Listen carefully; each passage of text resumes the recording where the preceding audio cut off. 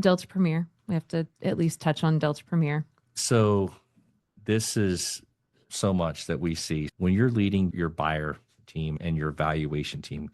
This whole Delta Premier thing is a huge problem. Okay. The buyer and seller and broker, in my opinion, are many times completely misunderstood how this process works. So they know there's going to be some discount. So walk me through. So I'm buying your practice, Christy, and you are a Delta Premier practice. And we're just going to throw out that I'm not going to be able to be grandfathered in. And half of the practice that you do, half is this Premier. How does this impact valuation? How does it impact lending? And how does it impact you and me?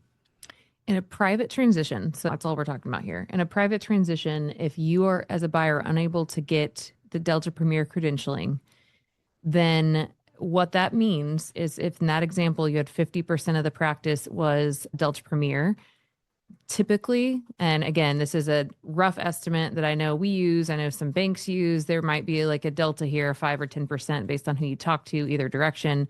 Roughly your fees for the same group that are now moved to Delta PPO, which is what you could get, it's about a 30% cut on your collections for that 50%, right?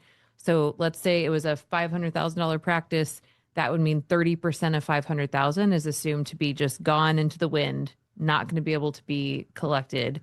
And that would mean in order to have the same level of collection, that $1 million practice, you would have to make up that 30% of 500. I'm bad at math. 150. 150 with other things you're referring out, additional growth, et cetera. So if I'm a seller and that is my practice, I have to understand that a bank and a buyer is going to discount my practice and the value of my practice by that 30%, right? Not 30% of your value, but by that 150,000 of saying, okay, I'm not going to be able to physically replace that. And neither is anyone else.